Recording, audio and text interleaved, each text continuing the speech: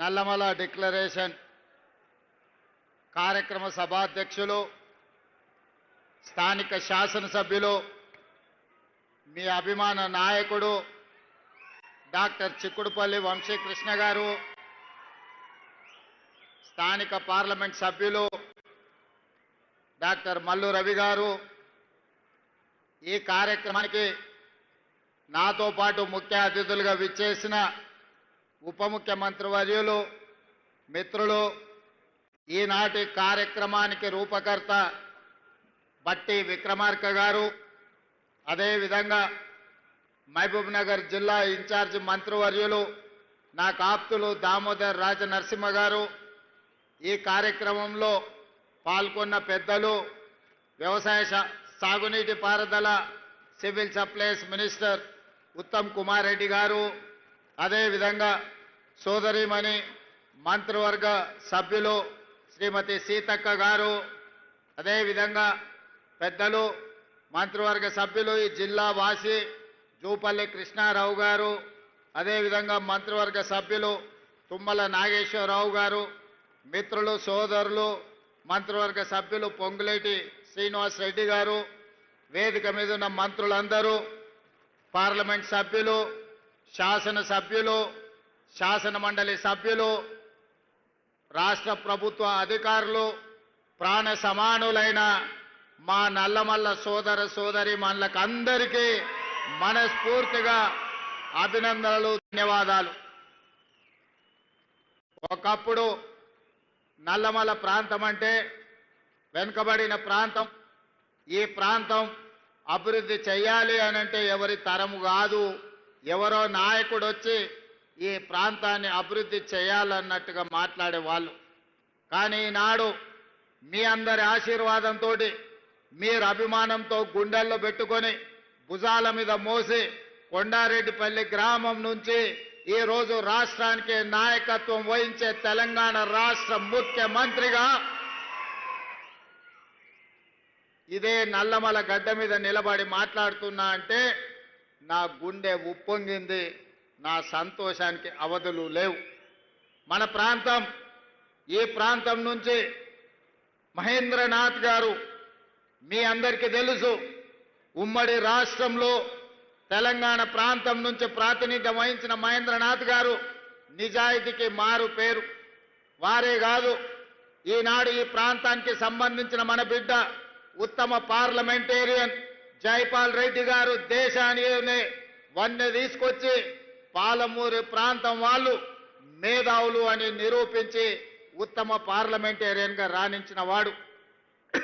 వారే కాదు, మొట్టమొదటి హైదరాబాద్ రాష్ట్రం నిజాం సర్కార్ల నుంచి స్వేచ్ఛ వాయువులు పీల్చుకున్న తర్వాత ఏర్పడ్డ మొట్టమొదటి రాష్ట్రానికి ముఖ్యమంత్రిగా మన పాలమూరు బిడ్డ బూర్గుల రామకృష్ణారావు గారు పరిపాలనను ఏ విధంగా చేయొచ్చో నిరూపించిన బిడ్డ పాలమూరు బిడ్డ బూర్గుల రామకృష్ణారావు గారు.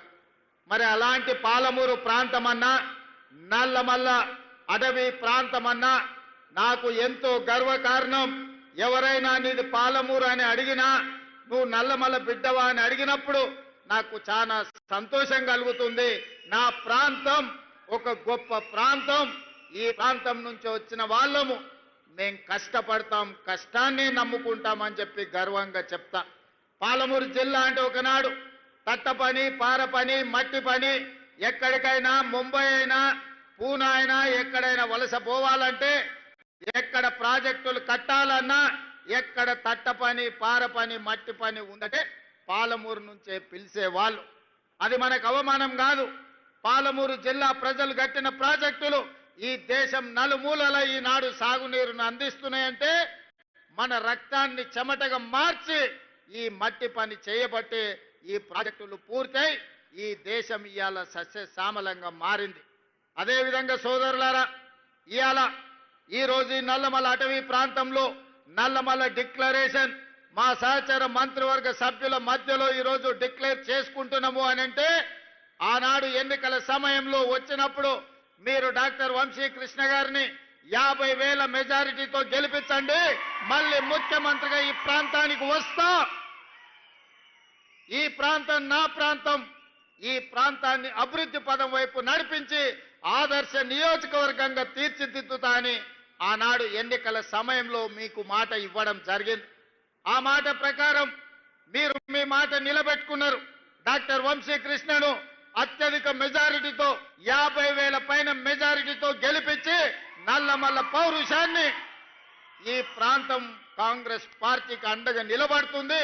ఈ ప్రాంతం వాడు ముఖ్యమంత్రి అయితే మా కష్టాలు తీరుతాయని మీరు ఆశీర్వదించి వంశీకృష్ణ గారిని గెలిపించారు.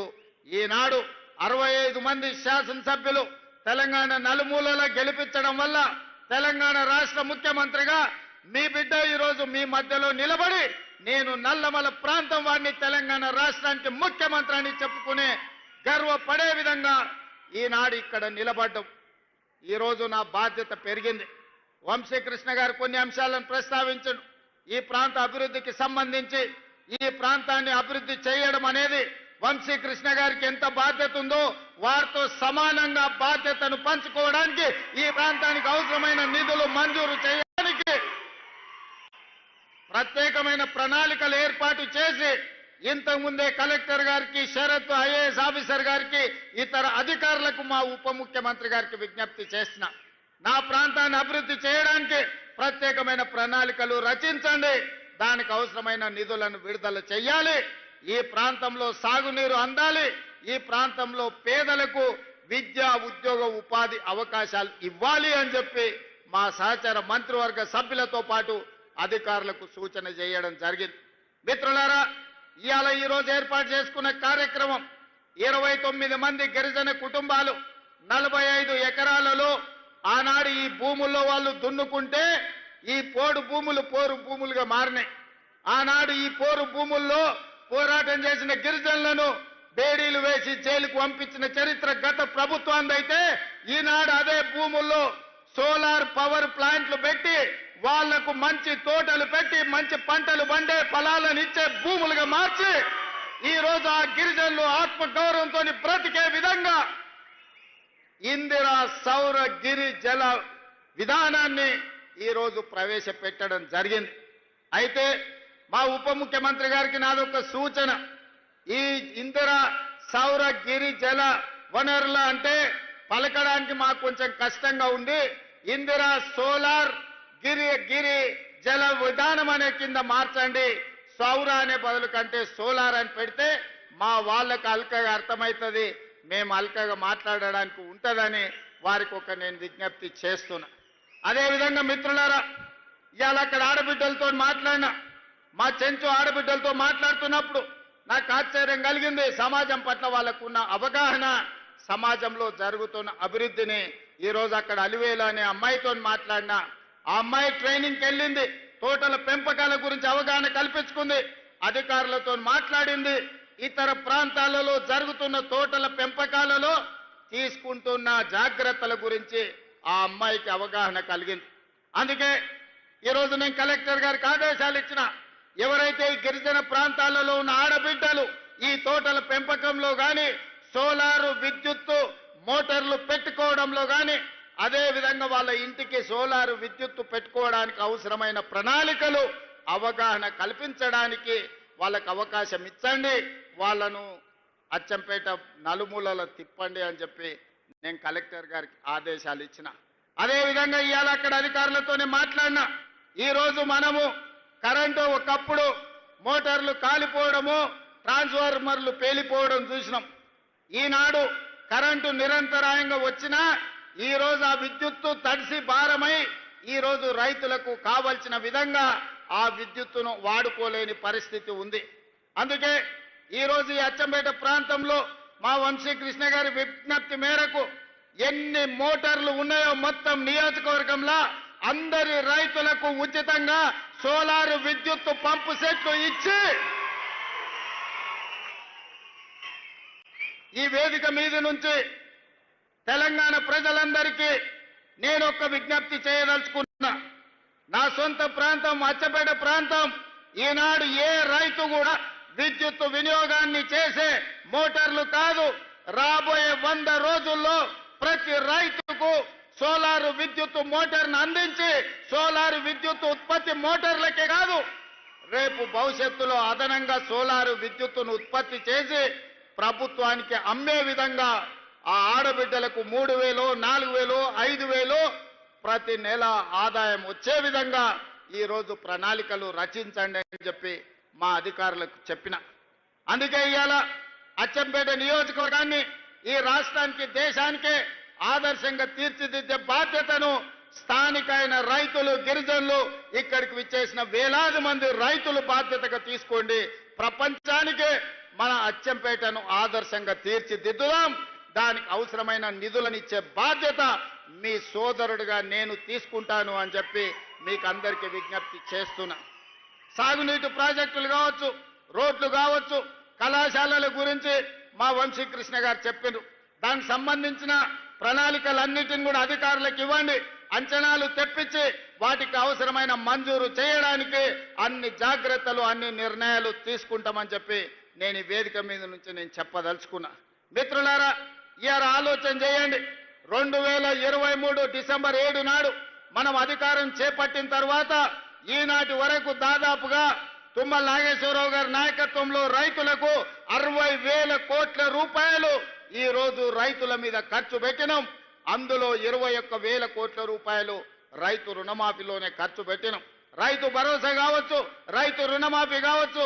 అదే విధంగా ఒకనాడు పంట పండిస్తే మీరు ఒరేసుకుంటే ఉరేసుకున్నట్టే అని ఆనాటి ముఖ్యమంత్రి గారు మాట్లాడినారు, మీకు అందరికీ తెలుసు. కానీ ఆయన మాత్రం ఆయన ఫామ్ హౌస్లో 150 ఎకరాలలో ఒరేసుకొని 4,200 క్వింటాలు అమ్ముకున్నాడు. సరే, దొరగారి పంట పొలంలో మరి బంగారం పండిందేమో నాకైతే తెలియదు, కానీ పేదలు పండించిన ఒడ్లు కొనను అన్నాడు.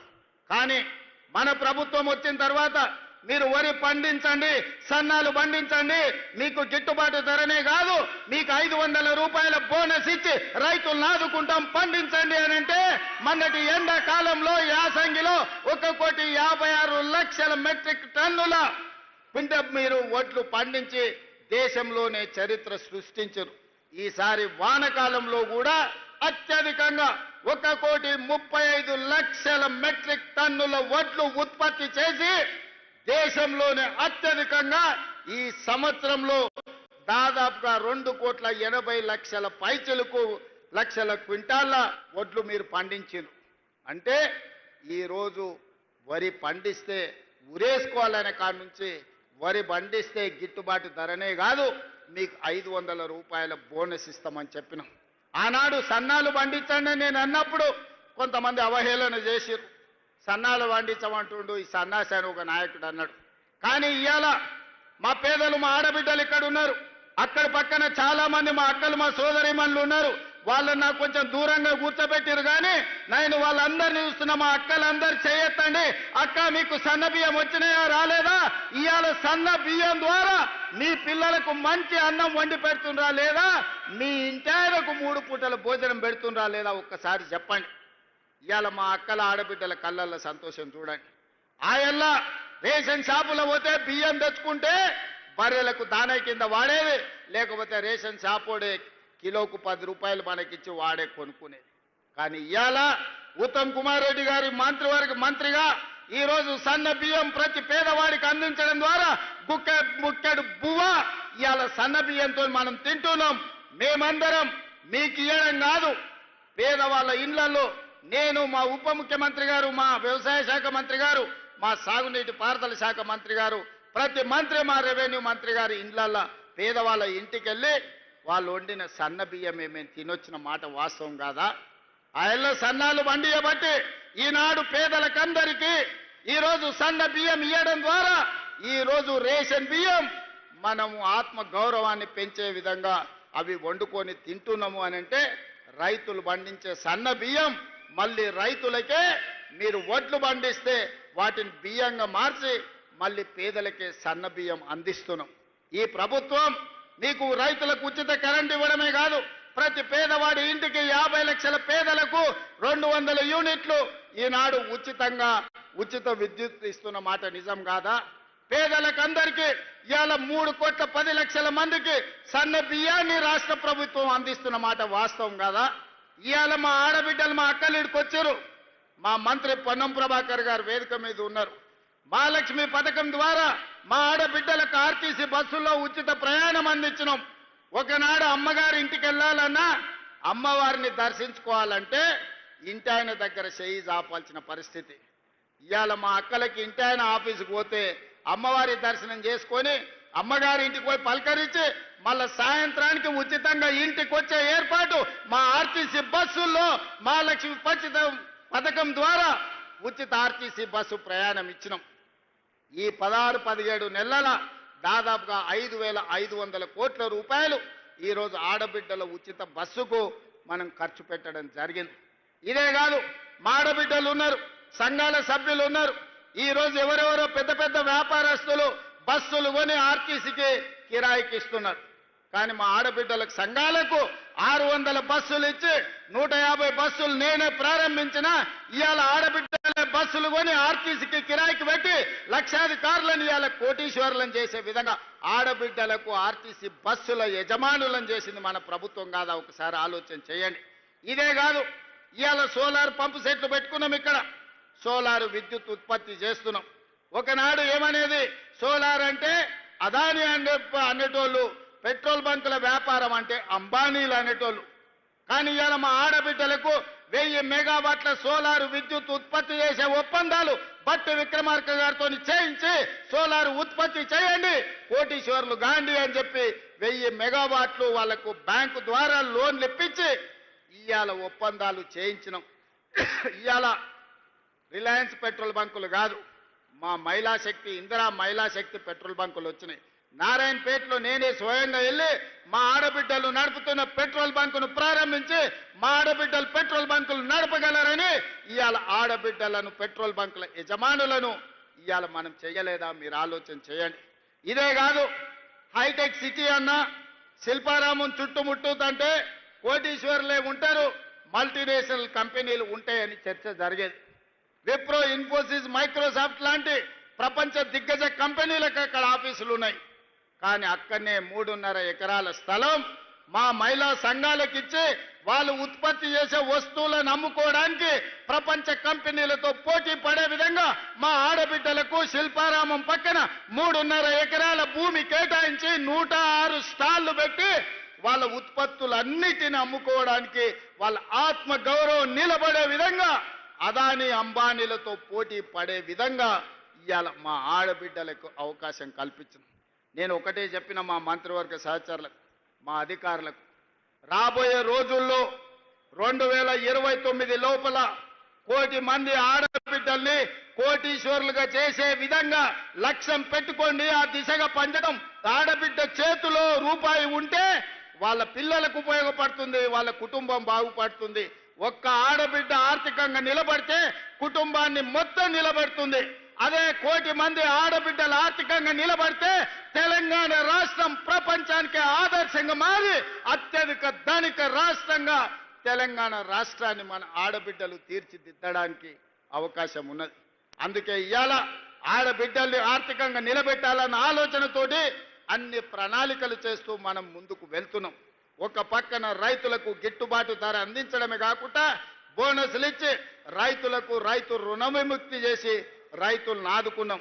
అదేవిధంగా విద్యార్థులు, నిరుద్యోగ యువకులు ఆనాడు ప్రభుత్వంలో నోటిఫికేషన్ల కోసం నిరసనలు తెలిపి ధర్నాలు చేసి అంతకంటే వెనక్కి వెళ్తే తెలంగాణ రాష్ట్ర సాధనలో ఉద్యమాలు చేసి పోరుబాట బట్టి అమరులై ఆనాడు ప్రాణాలు అర్పించే తెలంగాణ రాష్ట్రం తెస్తే ఉద్యోగ నోటిఫికేషన్లు ఆ ప్రభుత్వం ఇయ్యలేదు. కానీ మనం వచ్చిన తర్వాత మొదటి సంవత్సరంలోనే దాదాపుగా 60,000 ఉద్యోగ నియామకాలు ఇచ్చి దేశంలోనే మొదటి రాష్ట్రంగా ఉద్యోగ నియామకాలు అందించిన ప్రభుత్వ ఉద్యోగాలు 60,000, ప్రైవేటు ఉద్యోగాలు 1,00,000 ఉద్యోగాలు. ఈ మొత్తం 16 నెలల్లో 1,50,000 ఉద్యోగాలు అందించి ఈరోజు నిరుద్యోగులను ఆదుకున్నాం. ఆనాటి ప్రభుత్వంలో నోటిఫికేషన్ల కోసం చిక్కడపల్లిలో ధర్నాలు జరిగేది. ఆనాటి ప్రభుత్వంలో ఉస్మానియా, కాకతీయ యూనివర్సిటీలో ప్రభుత్వ నోటిఫికేషన్లు ఇవ్వండి అని ఉద్యమాలు జరిగినాయి. కానీ మన ప్రభుత్వంలో నోటిఫికేషన్లు ఇస్తుంటే మీద నోటిఫికేషన్లు ఇస్తే మాకు కష్టమవుతుంది, నిదానంగా నోటిఫికేషన్లు ఇవ్వండి, నోటిఫికేషన్లు కొన్ని తగ్గించండి అని చెప్పి ధర్నాలు చేసే పరిస్థితి వచ్చింది. దేశంలో ఎక్కడ కూడా ఇస్తున్న నోటిఫికేషన్లను కొంత వాయిదా వేయమని ధర్నాలు జరగలే. అంటే నిరుద్యోగ యువకుల పట్ల మాకున్న చిత్తశుద్ధి దీన్ని బట్టి మీరు అర్థం చేసుకోండి. అదేవిధంగా విద్యకు సంబంధించి అన్ని యూనివర్సిటీలలో 12 యూనివర్సిటీ వైస్ ఛాన్సలర్లు నియమించడమే కాదు, ఖాళీలను భర్తీ చేసి పిల్లలకు నాణ్యమైన చదువు చెప్పించాలి. పిల్లలు చదువుకున్నప్పుడే ఈ దేశ భవిష్యత్తు తరగతి గదుల్లో ఉంది. వాళ్లకు నాణ్యమైన విద్యను అందించండి. అప్పుడే ఈ రాష్ట్రం దేశానికి ఆదర్శంగా ఉంటుంది అని చెప్పి ఉద్యోగ నియామకాలు చేపట్టినాం. ఇవే కాదు, ఎస్సీ ఎస్టీ బీసీ మైనారిటీ వివిధ రెసిడెన్షియల్ స్కూళ్ళు ఎక్కడ బిల్డింగ్ లేక చిన్న చిన్న రూముల్లో పోల్ట్రీ ఫాముల్లో నడుపుతుంటే young India integrated residential schools 25 ఎకరాలలో 200 కోట్ల రూపాయలతోని ప్రతి నియోజకవర్గంలో ఒక యంగ్ ఇండియా ఇంటిగ్రేటెడ్ రెసిడెన్షియల్ స్కూళ్లను అందించి పేదలకు విద్యను అందించాలి. ఆ పిల్లల భవిష్యత్తును తీర్చిదిద్దాలి అని ఇవాళ మన ప్రభుత్వం ప్రణాళికబద్ధంగా ముందుకు వెళ్తుంది. మిత్రులారా, ఇవాళ ఆలోచన చేయండి. రైతులు కావచ్చు, మహిళలు కావచ్చు, విద్యార్థి నిరుద్యోగ యువకులు కావచ్చు, ఈ రాష్ట్రానికి తీసుకొస్తున్న పెట్టుబడులు కావచ్చు, 16 నెలల్లో 3 లక్షల కోట్ల రూపాయల పెట్టుబడులు తెచ్చి ప్రపంచ దిగ్గజ కంపెనీలను హైదరాబాద్కు రప్పించి ఈ రోజు అభివృద్ధి పదం వైపు మనం నడిపిస్తున్నాం. పోయిన సంవత్సరాన్ని మొత్తం లెక్కగట్టి కేంద్ర ప్రభుత్వం నిత్యావసర వస్తువులను నియంత్రించడంలో ఏ రాష్ట్రం విజయం సాధించింది అంటే కేంద్ర ప్రభుత్వమే ప్రకటించింది. తెలంగాణ రాష్ట్ర ప్రభుత్వం నిత్యావసర వస్తువులను నియంత్రించి పేదలకు అందుబాటులో తీసుకొచ్చింది. నెంబర్ 1 రాష్ట్రం తెలంగాణ రాష్ట్రం అని కేంద్ర ప్రభుత్వమే ఇచ్చింది. కేంద్రంలో మన ప్రభుత్వం లేదు, పరాయి పార్టీకి సంబంధించిన ప్రభుత్వం ఉన్నా మనల్ని అభినందించక తప్పలేదు.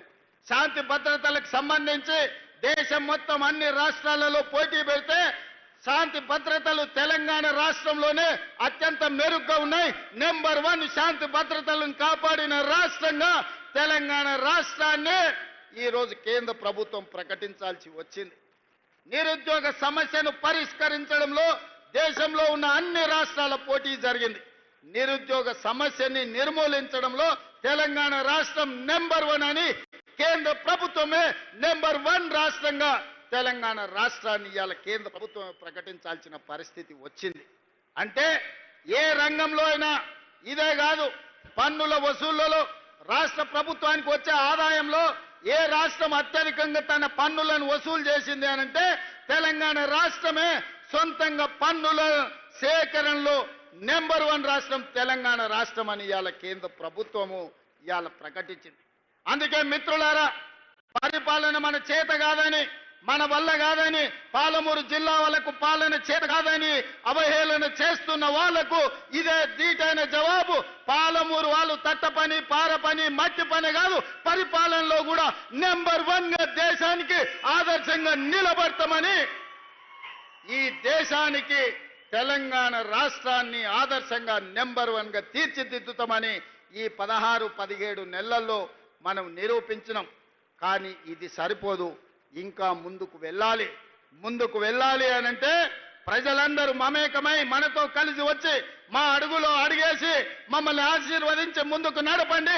అచ్చంపేటలో ఏ విధంగా అయితే ప్రతి రైతుకు సోలారు పంపు సెట్ ఇచ్చి విద్యుత్ అవసరం లేకుండా స్వయంగా ఆదాయాన్ని పెంచుకోవడానికి అచ్చంపేటను ఏ విధంగా ఆదర్శంగా తీర్చిదిద్దాలనుకుంటున్నామో తెలంగాణ రాష్ట్రంలో కూడా ప్రణాళికలు చేయాలి. ఏనాడు ఏ పేదల కోసం మా పెద్దలు భట్టి విక్రమార్క గారు చెప్పిండ్రు, ఈ దేశంలో ఈ భూమి మీద జరిగిన ఏ పోరాటమైనా భూమి కోసం లేదా స్వేచ్ఛ కోసం జరిగిన పోరాటాలే. ఆనాడు తెల్లదొరలను ఓడించి తెల్లదొరలను తరిమి ఈ దేశ ప్రజలకు స్వేచ్ఛనిచ్చింది కాంగ్రెస్ పార్టీ. అదేవిధంగా ఆనాడు జల్ జమీన్ జంగల్ కావచ్చు, భూమి కోసం, భుక్తి కోసం, విముక్తి కోసం జరిగిన పోరాటాలు కావచ్చు, దొడ్డి కొమరయ్య కావచ్చు, కొమరం భీముడు కావచ్చు, చాకలి ఐలమ్మ కావచ్చు, లేకపోతే రామ్జీ గోండు కావచ్చు, సూరవరం ప్రతాప్ రెడ్డి కావచ్చు, ఈ పోరాటాలన్నీ స్వేచ్ఛ కోసం, భూమి కోసం జరిగిన పోరాటాలే. స్వేచ్ఛని దేశానికి ఇచ్చింది మా కాంగ్రెస్ పార్టీ. ఆనాడు పండిత్ జవహర్లాల్ నెహ్రూ, మహాత్మా గాంధీ గారి నేతృత్వంలో ఈ దేశానికి స్వేచ్ఛను తీసుకొచ్చాం. స్వేచ్ఛను వచ్చిన దేశానికి రాజ్యాంగాన్ని అందించిన బిడ్డ డాక్టర్ బాబాసాహెబ్ అంబేద్కర్ ఈ రోజు మనకు హక్కులను కల్పించాడు. ఆ హక్కుల నేపథ్యంలోనే అటవీ హక్కుల చట్టాన్ని తీసుకొచ్చినాం. ఆనాడు పివి నరసింహారావు గారు, ఇందిరాగాంధీ గారు అగ్రికల్చర్ సీలింగ్ యాక్ట్ తీసుకొచ్చి దొరల దగ్గర వేలాది ఎకరాల భూములుంటే దాదాపుగా 25 లక్షల ఎకరాల భూములను పేదలకు అసైన్మెంట్ పట్టాలు పంచిపెట్టిన పార్టీ. ఆత్మ గౌరవంగా బతకండి. గ్రామాలలో ఆత్మ గౌరవం అంటేనే భూమి. ఒక ఊర్లో ఒక వ్యక్తికి గౌరవం ఉందంటే నీకెంత భూమి ఉందయా, ఎన్ని అరకలు కట్టి నువ్వు దుక్కి దున్నుతున్నావు అనే దాన్ని బట్టి మన ఆత్మ గౌరవం. ఒకప్పుడు దళితులకు, గిరిజనులకు, బలహీన వర్గాలకు భూమే లేదు. దొరల దగ్గరనో, రెడ్ల దగ్గరనో, పెట్టుబడులదారుల దగ్గరనో భూములుంటే వీళ్ళందరూ వాళ్ళ భూముల్లో వెట్టి చాకరీ చేస్తూ కూలీలుగా బతికేది. కానీ ఇందిరమ్మ వచ్చిన తర్వాత 25 లక్షల ఎకరాల భూమిని అసైన్మెంట్ పట్టాల పేరు మీద మీకు భూములు ఇవ్వబట్టి ఇవాళ మీరు ఆత్మగౌరవంతో భూ యజమానులుగా ఈ రోజు మీరు మాట్లాడుతున్నారు. ఇవాళ చెంచు బిడ్డలు భూమిలో సోలార్ పవర్ ప్లాంట్ పెట్టుకొని ఈ రోజు అక్కడ చెట్లు నాటి ఉపాధి వచ్చింది. ఇది కాంగ్రెస్ పార్టీ ఇందిరమ్మ ఇచ్చింది కాదా? ఇవాళ నిన్నగాక మొన్న జరిగిన పహల్గాం నేపథ్యంలో ఇండియా పాకిస్తాన్ యుద్ధం జరిగిన తర్వాత ప్రధానమంత్రి ఎట్లా ఉండాలంటే ఇందిరమ్మ లాగా ఉండాలి. నిటారుగా నిలబడి దేశాన్ని రక్షించాలి. పాకిస్తాన్ తోటి యుద్ధం చేసి యుద్ధంలో పాకిస్తాన్ని 2 ముక్కలు చేసి ఒక ముక్క బంగ్లాదేశ్, రెండో ముక్క పాకిస్తాన్ అని ఇందిరమ్మ నిరూపించింది 54 ఏళ్ల క్రితం. అలాంటి పౌరుషం కలిగిన నాయకురాలు ఈ దేశానికి ప్రధానమంత్రిగా ఉంటే 50 ఏళ్ల తర్వాత ఈరోజు మీరు ఆలోచన చేయండి. ఎంతో మంది ప్రధానమంత్రులైన, ఎంతో మంది రాష్ట్రపతులైన, కానీ తండాలలో, గూడాలలో, మారుమూల పల్లెల్లో వాళ్ళ పేర్లు గుర్తు లేవు. కానీ ఏ గూడెంలో ఏ ఆదివాసి దగ్గరికి వెళ్ళి వాళ్ళని తలుపు తట్టండి, వాళ్ళ గుండెలోకి తొంగి చూడండి, వాళ్ళ గుండెల్లో ఇందిరమ్మ ఉన్నదా లేదా? 50 ఏళ్ల తరువాత కూడా ఇవాళ పేదోడి గుండెల్లో, తండాలలో, గూడాలలో ఇందిరమ్మ ఉన్నది అంటే మన అమ్మ కంటే ఎక్కువగా మనల్ని ప్రేమించింది, మన బాగు కోరుకున్నది, మన బతుకులు బాగు చేసింది. అందుకే ఈ రాజ్యం ఇందిరమ్మ రాజ్యం. అందుకే ఈరోజు మా పేరు ఇందిర సోలార్ గిరిజల వికాసం అని ఈరోజు మనం పెట్టుకున్నాం. పేదోళ్ళు, దళితులు, గిరిజనుల గూడాలలో వాళ్ళ కళ్ళల్లో వెలుగు చూడాలి అని చెప్పి ఇందిరమ్మ ఆనాడే పునాదులేసింది. ఆ ఇందిరమ్మ వారసులుగా ఈరోజు మేము మీ ముందుకు వచ్చి నిలబడ్డాం. సోదరులారా, ఇవాళ మీరు ఆలోచన చేయండి. 10 ఏళ్ళు తెలంగాణ రాష్ట్రంలో ఏ ఒక్కనాడైనా ముఖ్యమంత్రి వచ్చిండా, గిరిజనులను కలిసిండా? ఇప్పుడే మా సీతక్కతో అడిగిన, ఒకనాడు తాడువాయి మండలంలో ములుగు నియోజకవర్గంలో గిరిజనులు ముఖ్యంగా అక్కడ ఉండే గొత్తికోయలు పొలం దున్నుకున్నారని ఆడబిడ్డల్ని చీరలు ఇప్పి చెట్ల కట్టేసి కొట్టే ఆనాడు 20 కిలోమీటర్ల అడవిలో నడుచుకుంటే నేను సీతక్క పోయి ఆనాడే చెప్పినాం, ఈ గిరిజనులకు అండగా నిలబడతాం, ఈ జనులు ఆదుకుంటామని. ఆ గిరిజనులకు అటవీ హక్కుల చట్టం తీసుకొచ్చి 6,70,000 ఎకరాల భూ పంపకాలు, పోడు భూముల పట్టాలు Congress party doctor YS Rajasekhara Reddy గారు ముఖ్యమంత్రిగా ఉన్నప్పుడు సోనియా గాంధీ గారి నాయకత్వంలో మనం ఇచ్చిన మాట వాసం కాదా? అందుకే ఇవాళ ఈ నల్లమల్ల డిక్లరేషన్లో నేను మాట ఇస్తున్నా. తండాలలో, గూడాలలో, మారుమూల పల్లెల్లో ఉన్న ఆదివాసీలందరికీ 6,70,000 ఎకరాలలో నల్లమల్ల డిక్లరేషన్లో భాగంగా సోలార్ పంపు సెట్లు ఇచ్చి మీ పంటలు పండే విధంగా, మీరు తోటలు పెట్టుకునే విధంగా, మీరు ఆత్మగౌరవంతో బ్రతికే విధంగా మీ భూమి మీద మీకు హక్కు ఇవ్వడమే కాదు, మీ భూమిలో విద్యుత్ ఉత్పత్తి చేసి మీకు మీరే యజమానులుగా బాగుపడే విధంగా ఈ నల్లమల్ల డిక్లరేషన్లో తీసుకున్న నిర్ణయాన్ని అమలు చేసి చూపిస్తామని చెప్పి నేను ఈ సందర్భంగా తెలియజేస్తున్నా. నేను గ్రామాల నుంచి వచ్చాను కాబట్టి పేదవాళ్ళ కష్టాలు నాకు తెలుసు. నల్లమల్లను అభివృద్ధి పదం వైపు నడిపించే విధానం నాకు తెలుసు. తెలంగాణ రాష్ట్రాన్ని ఏ విధంగా పునర్నిర్మించాలో ఇవాళ మీ అందరి ఆశీర్వాదంతో ముందుకు వెళ్తున్నాం. కొంతమంది కుట్రలు చేయొచ్చు, కుతంత్రాలు చేయొచ్చు, వాళ్ళకున్న అక్రమ సంపాదనతో సోషల్ మీడియాలో మన మీద దుమ్మెత్తి పొయ్యొచ్చు, కానీ నిజం అనేది తెలుస్తుంది. ఆ నిజం ఎట్లా తెలుస్తుందా అంటే సన్న బియ్యంతోని బుక్కెడు పువ్వ కడుపులకు పోయినప్పుడు ఆ ఆడబిడ్డకు తెలుస్తుంది, వాళ్ళ పిల్లలకు బుక్కెడు పువ్వ పెట్టినప్పుడు, ఇంటానికి పెట్టినప్పుడు ఇది ఇందిరమ్మ రాజ్యంలో మా రేవంత్ అన్న ఇచ్చుడు సన్న బియ్యం అని చెప్పి ఆ ఆడబిడ్డలకు తెలుస్తుంది. ఇవాళ 60,000 మంది నిరుద్యోగ యువకులు ఉద్యోగాలు వచ్చి ప్రతి నెల జీతం కోసం సంతకం పెట్టినప్పుడు ఈ ఉద్యోగం మా రేవంత్ అన్న ఇచ్చిండు, ఆయన వచ్చినాకనే మాకు ఉద్యోగం వచ్చింది అని చెప్పి అతను గుర్తు చేసుకుంటాడు. ఇవాళ గవర్నమెంట్ స్కూళ్లలో రెసిడెన్షియల్ పాఠశాలల్లో చదువుకుంటున్న విద్యార్థులకు 40% డైట్ ఛార్జెస్ పెంచడమే కాదు, ఆడబిడ్డలకు 200% కాస్మెటిక్ ఛార్జెస్ పెంచినాం కదా. ప్రతి నెల అవి పొందినప్పుడు ఆ బిడ్డలు గుర్తు చేసుకుంటారు. ఇదే కాదు, రైతు రుణమాఫీ 20,617 కోట్ల రూపాయలు, 25,55,364 మంది రైతులు పాస్ పుస్తకం చూసినప్పుడల్లా మా సోదరుడు రేవంత్ రెడ్డి 2 లక్షల రూపాయల వరకు 21,000 కోట్ల రూపాయల రైతు రుణమాఫీ చేసిండని మా రైతులు గుర్తు చేసుకుంటారు. ఈ విధంగా చెప్పుకుంటూ పోతే 50 లక్షల కుటుంబాలు ఇవాళ 200 యూనిట్లు ఉచిత కరెంటును ఈ రోజు పొందుతున్నాయి. 3,10,00,000 మంది తెలంగాణ రాష్ట్రంలో సన్న బియ్య లబ్ధిదారులు ఉన్నారు. వీళ్ళందరూ గుర్తు చేసుకున్నప్పుడు ఆ సన్నాసులు సోషల్ మీడియాలో చేసే తప్పుడు ప్రచారం నాకు ఒక లెక్కన అని చెప్పి ఈ రోజు మీ అందరి ముందర నేను చెప్పదలుచుకున్నా. కాబట్టి మిత్రులారా, ఎవడు ఏది చెప్పినా నిజం మీకు తెలుసు, నిజం మీ కళ్ళ ముందలు ఉన్నది. నిజాన్ని నిర్భయంగా కాంగ్రెస్ పార్టీ కార్యకర్తలు, తెలంగాణ బాగు కోరుకునే వాళ్ళు నిర్భయంగా నిటారుగా నిలబడి చెప్పండి. ముఖ్యంగా మా ఆడబిడ్డల్ని 1,00,00,000 మందిని కోటీశ్వరులను చేసే బాధ్యత మాది.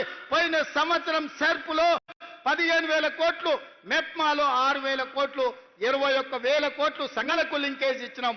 ఈసారి ఇప్పటికే 15,000 కోట్లు లక్ష్యం పెట్టుకుంటే 20,000 కోట్ల రూపాయలు ఈ సంవత్సరం కూడా మా ఆడబిడ్డలకు బ్యాంకు లింకేజ్తోని మా బట్టి గారు అందించను. ఎవరైతే లబ్ధి పొందినరో లబ్ధి పొందిన వాళ్ళు గుర్తుపెట్టుకుంటే చాలు. ఎవడైతే తప్పుడు ప్రచారం చేస్తుండో కడుపు నిండా విషం పెట్టుకొని ఆ విషంతో విష ప్రచారం చేయడం ద్వారా మన ప్రతిష్టకు భంగం కలిగించాలనుకుంటున్నారు. నేను వాళ్ళందరినీ పట్టించుకోదలుచుకోలేదు, వాళ్ళ దిక్కు చూడదలుచుకోలేదు. ప్రతి ఊర్లో ఒకడో ఇద్దరో తాగుబోతులో సన్నాసులో ఉండనే ఉంటారు.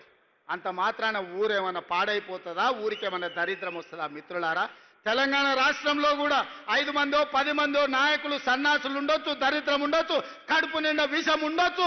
కానీ కష్టపడే మీ సోదరుడు మీ రేవంత్ అన్న రోజుకు 24 గంటలు మీకోసం కష్టపడతాడు. నల్లమల పౌరుషాన్ని, నల్లమల పరిపాలనను దేశానికి ఆదర్శంగా నిలబెడతాడు.